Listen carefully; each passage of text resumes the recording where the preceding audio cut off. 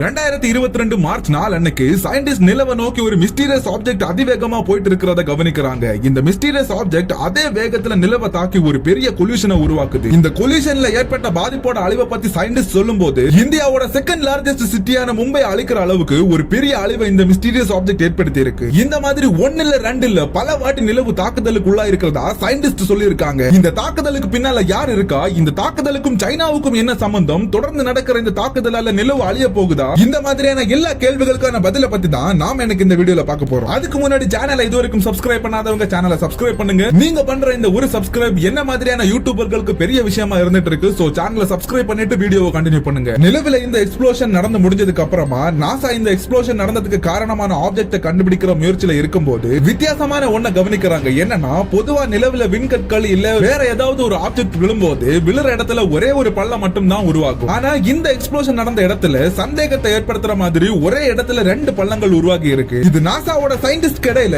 ஒரு பெரிய குழப்பத்தை உருவாக்குது. பல குழப்பங்களுக்கு அப்புறமா அந்த எக்ஸ்ப்ளோஷனுக்கு காரணமான ஆப்ஜெக்ட் சைனாவோட ராக்கெட் பூஸ்டர்னு கண்டுபிடிக்கிறாங்க. நிலவில இந்த தாக்குதலை ஏற்படுத்தினதுக்கு காரணம் சைனாங்கிறத உறுதிப்படுத்தினதுக்கு அப்புறமா நாசாவோட அட்மினிஸ்ட்ரேட்டர் பில் நெல்சன் சைனா மேல ஒரு பெரிய குற்றச்சாட்டை வைக்கிறாரு. அதுல சைனா கொஞ்சம் கொஞ்சமா நிலவோட பகுதிகளை கையகப்படுத்துறதாகவும் சைனா நிலவுல ஆராய்ச்சி பண்ற இடத்துல மத்த நாடுகளை ஆராய்ச்சி பண்றதுக்கு அனுமதி அளிக்க முடியாதுங்கிற நோக்கத்துல இருந்துட்டு இருக்காங்கன்னு சொல்லியிருக்காரு. அமெரிக்கா இந்த குற்றச்சாட்டை சைனா மேல வச்சதுக்கு முக்கிய காரணம் என்னன்னா, சைனா நிலவுல தங்களுக்கான இடத்தை ஆக்கிரமிக்கிற முயற்சியை 2019 இருந்தே ஆரம்பிச்சிருக்காங்க. 2019 சைனா சாங்கி 4ங்கிற மிஷன்ல நிலவோட ஃபார் சைடு, அதாவது நிலவோட பின்பக்க பகுதி, இந்த நிலவோட பின்பக்க பகுதியை பூமியில இருந்து நம்மளால பார்க்க முடியாது. இந்த பின்பக்க பகுதியோட சர்ஃபேஸ் மோசமான மேடு பள்ளங்களால நிறைந்து இருந்துட்டு இருக்கு. இந்த மோசமான பகுதியில சைனா உலகத்திலேயே முதல் நாடா வெற்றிகரமா தங்களோட ஸ்பேஸ் கிராஃப்ட் லேண்ட் பண்ணிருக்காங்க. சைனா இந்த சாங்கி 4 மிஷனை வெற்றிகரமா முடிச்சதுக்கு அப்புறமா ரஷ்யாவோட கூட்டணி சேர்ந்து 2030க்குள்ள 2-3 மிஷனை முடிக்கிறதுக்கான ஒப்பந்தத்தை பண்ணி இருக்காங்க. இந்த 2 மிஷன்ல 2026ல நிலவோட சவுத் போல்ல வெற்றிகரமா லேண்ட் ஆனதுக்கு அப்புறமா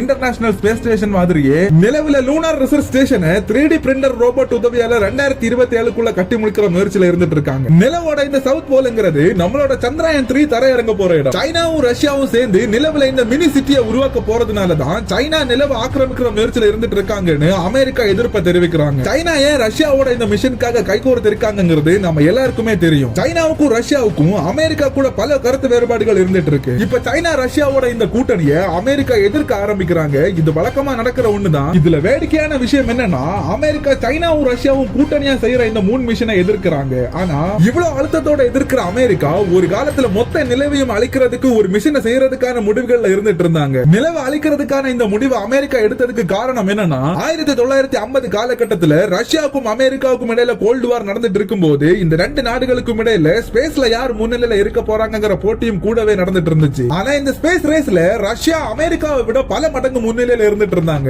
இதுல ரஷ்யா டெக்னாலஜி வளராத அந்த காலத்திலேயே யூரி கிரீன்ங்கிற இவரை முதல் மனிதரா ஸ்பேஸ்க்கு அனுப்பி அவரை திரும்பவும் பூமிக்கு வெற்றிகரமா கொண்டு வந்திருக்காங்க. அது மட்டும் இல்லாம வேர்ல்டு ஃபர்ஸ்ட் ஆர்டிபிஷியல் சேட்டலைட்டான ஸ்புட்னிக் 1 லான்ச் பண்ணி ஸ்பேஸ்ல வெற்றிகரமா நிலைநிறுத்தி இருந்தாங்க. இந்த ஸ்புட்னிக் 1 தான் உலகத்திலேயே முதல் முறையா மனிதர்களால ஸ்பேஸ்ல வெற்றிகரமா அனுப்பப்பட்ட சேட்டலைட்டா அந்த காலத்துல இருந்துட்டு இருந்துச்சு. இந்த மாதிரி பல பெரிய சாதனைகளை ரஷ்யா வெற்றிகரமா ஸ்பேஸ்ல பண்ணி முன்னிலையில இருந்தது அமெரிக்காவுக்கு ரொம்பவும் நெருக்கடியா இருந்துட்டு இருந்துச்சு. இப்போ அமெரிக்கா பதிலுக்கு ரஷ்யாவோட சாதனைகளை முறியடிக்கிற மாதிரி பெருசா ஏதாச்சும் ஒண்ணு செய்யற முயற்சியில இருந்துட்டு இருந்தாங்க. இதுக்காக யுஎஸ் கவர்மெண்ட் ஒரு பெரிய திட்டத்தை போட ஆரம்பிக்கிறாங்க. இந்த திட்டத்தோட முக்கிய குறிக்கோள் என்னன்னா, இந்த பிளானை எக்ஸிக்யூட் பண்ணும்போது உலகமே அமெரிக்காவை பார்த்து பயப்பட வைக்கணும்ங்கிறதும் ரஷ்யாவுக்கு ஸ்பேஸ்ல ஒரு பெரிய பதிலடியை கொடுக்கணும்ங்கிறதும் தான். இந்த திட்டத்துல அமெரிக்கா நிலவை அழிக்கிறதா முடிவு பண்ணியிருந்தாங்க. நிலவு அழியும் போது ஏற்படுற விளைவுகளை பூமியில இருக்கிற உலக நாடுகள் பார்த்து பயப்பட வைக்கணும்ங்கிற நோக்கத்துல அமெரிக்கா இருந்துட்டு இருந்தாங்க. அமெரிக்கா நிலவு அழிக்கும் போது பூமியில இருக்கிற மக்கள் நிலவு அழியிற அந்த தருணத்தை பார்க்கும்போது எங்களால நிலவையே அழிக்க முடியும், இதனால இந்த உலகத்துக்கு நாங்க தான் எல்லாமேங்கிற மாதிரி காமிக்கிறதுக்காக இந்த முடிவை அமெரிக்கா எடுத்திருக்காங்க.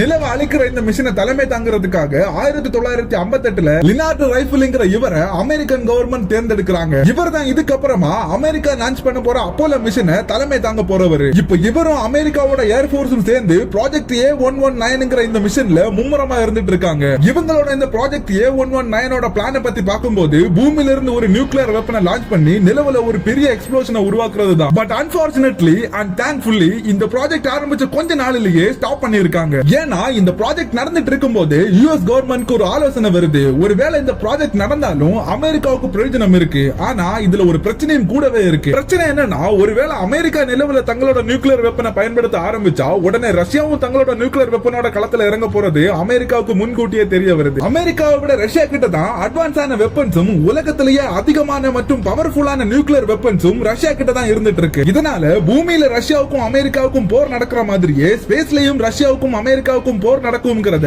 அமெரிக்கா முன்கூட்டியே புரிஞ்சுக்கிறாங்க. அப்படி ஒருவேளை இந்த ரெண்டு நாட்டுக்கும் இடையில ஸ்பேஸ்ல போர் நடந்தா கூட இந்த போர்ல ரஷ்யா தான் முன்னிலையில இருந்துட்டு இருக்க போறாங்கிறது அமெரிக்காவுக்கு நல்லாவே தெரியும். ஏன்னா நியூக்ளியர் வெப்பன்ஸ் அமெரிக்காவை விட ரஷ்யா கிட்ட தான் அதிகமா இருந்துட்டு இருக்கு. இதனாலதான் யுஎஸ் நிலவை அழிக்கிற இந்த ப்ராஜெக்ட ஸ்டாப் பண்ணிட்டு நிலவுல முதல் நாடா தரையிறங்குற ப்ராஜெக்ட்ல கவனத்தை திருப்புறாங்க. அமெரிக்கா இந்த இடத்துல வித்தியாசமா யோசிக்க ஆரம்பிக்கிறாங்க. நிலவை அழிக்கிறதுக்கு பதிலா இதுவரைக்கும் எந்த உலக நாடுகளும் யோசிச்சு கூட பார்க்காத ஒரு விஷயமான நிலவுல மனிதர்களை தரையிறங்க வைக்கிற முயற்சிகளை பண்ண ஆரம்பிக்கிறாங்க. இந்த இடத்துல அமெரிக்கா தங்களோட வரலாற்றிலேயே சரியான முடிவு எடுத்ததுனாலதான் அமெரிக்கா இன்னைக்கு ஸ்பேஸ்ல உலக நாடுகளை கம்பேர் பண்ணும்போது ஒரு படி மேல இருந்துட்டு இருக்காங்க. இப்ப நிலவை அழிக்கிற முயற்சியை கைவிட்டதுக்கு அப்புறமா அமெரிக்காவோட அப்போலோ மிஷனோட ப்ராஜெக்ட் ஆரம்பிக்குது. இந்த அப்போலோ மிஷனுக்கான முயற்சியில இருந்துட்டு இருக்கும்போது யுஎஸ் கவர்மெண்ட்டுக்கு இன்னொரு யோசனையும் வருது. நம்மள மாதிரியே இன்னொரு கண்ட்ரி நிலவுல நியூக்ளியர் வெப்பனை பயன்படுத்துற முடிவு எடுத்தாங்கன்னா நம்மளோட ஃபியூச்சர் மிஷன்ஸ் பாதிக்கப்படுங்கிறத உணர்றாங்க. இந்த மாதிரி எதுவும் நடக்காம இருக்கிறதுக்காக அமெரிக்கா 134 நாடுகளை கூட்டி அவுட்டர் ஸ்பேஸ் ட்ரீட்டில கையெழுத்திட வைக்கிறாங்க. இந்த அவுட்டர் ஸ்பேஸ் ட்ரீட்டிங்கிறது விண்வெளியை பாதுகாப்பா வச்சிருக்கிறதுக்கான ஒப்பந்தம். இந்த ஒப்பந்தத்தின்படி விண்வெளியில எந்த விதமான அணு ஆயுதங்களையும் அனுமதி இல்லாம பயன்படுத்த கூடாதுன்னு, நிலவுல ஆராய்ச்சி பண்றதுனால எந்த நாடுகளுக்கும் நிலவு சொந்தமாகாதுன்னு, எந்த கண்ட்ரியா இருந்தாலும் நிலவுல சுதந்திரமா ஆராய்ச்சி பண்றதுக்கான முழு உரிமையும் இருக்கணும், இன்னும் சில நிபந்தனைகளோட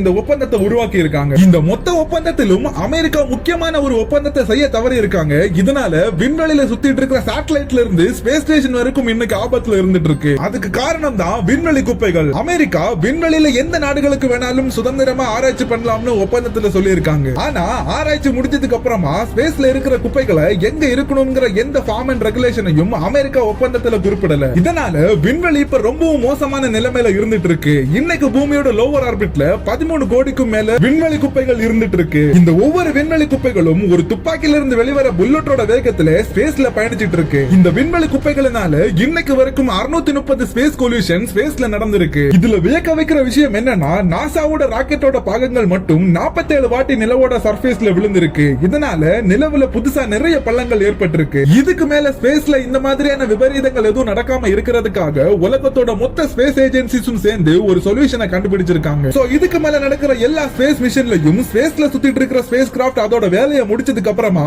பூமியில ஒரு பர்டிகுலர் இடத்துல விழ வைக்கிற மாதிரி முடிவு பண்ணிருக்காங்க. இந்த ஸ்பேஸ் கிராஃப்ட விழ வைக்க வேண்டிய இடத்துல எந்தவித மனிதர்களும் விலங்குகளும் இல்லாத இடமா பார்த்து சூஸ் பண்ணிருக்காங்க. இந்த இடத்துக்கு சயின்டிஸ்ட் பாயிண்ட் நீமோன்னு பேர் வச்சிருக்காங்க. இந்த பாயிண்ட் நீமோ பசிபிக் ஓஷனோட நடுப்பகுதியில இருந்துட்டு இருக்கு. இந்த பாயிண்ட் நீமோவை சுத்தி 2700 கிலோமீட்டர் தூரத்துக்கு எந்த நிலப்பரப்புகளையும் பார்க்க முடியாது. இதனால இந்த இடத்தை சுத்தி உயிர்கள் வாழ்வது முடியாத ஒண்ணு. இதனாலதான் சயின்டிஸ்ட் இந்த இடத்தை சூஸ் பண்ணிருக்காங்க. இதுவரைக்கும் இந்த பாயிண்ட் நீமோங்கிற இந்த இடத்துல 260 ஸ்பேஸ் கிராஃப்ட விழ வச்சிருக்காங்க. இந்த பாயிண்ட் நீமோங்கிற இடத்துல ஸ்பேஸ் கிராஃப்ட்ஸ் விழ வைக்கிறதுல இன்னொரு பிரச்சனையும் இருக்கு. இந்த ஸ்பேஸ் கிராஃப்ட் கடைசி வரைக்கும் மனிதர்களோட கண்ட்ரோல்ல இருந்துட்டு இருக்கணும். அப்பதான் பாயிண்ட் நீமோங்கிற இந்த இடத்துல ஸ்பேஸ் கிராஃப்ட விழ வைக்க முடியும். ஆனா ஸ்பேஸ்ல ராக்கெட் பூஸ்டர்ஸ் மாதிரியான மனிதர்களோட கண்ட்ரோலை இழந்த கோடிக்கணக்கான ஸ்பேஸ் டிபிரிஸோட பாதையை கணக்கிறதுக்காக ஸ்பேஸ் ஏஜென்சிஸ் ஒரு புதிய மெத்தட டெவலப் பண்ணிருக்காங்க. இதுக்காக நாசாவோட JBL jet propulsion lab open source software ஆன ப்ராஜெக்ட் ப்ளூட்டோவை யூஸ் பண்ணி ஸ்பேஸ்ல சுத்திட்டு இருக்கிற குப்பைகளை ட்ராக் பண்ணி ஸ்பேஸ்ல இருக்கிற சேட்டலைட்டையும் இன்டர்நேஷனல் ஸ்பேஸ் ஸ்டேஷனையும் பாதுகாத்துட்டு இருக்காங்க.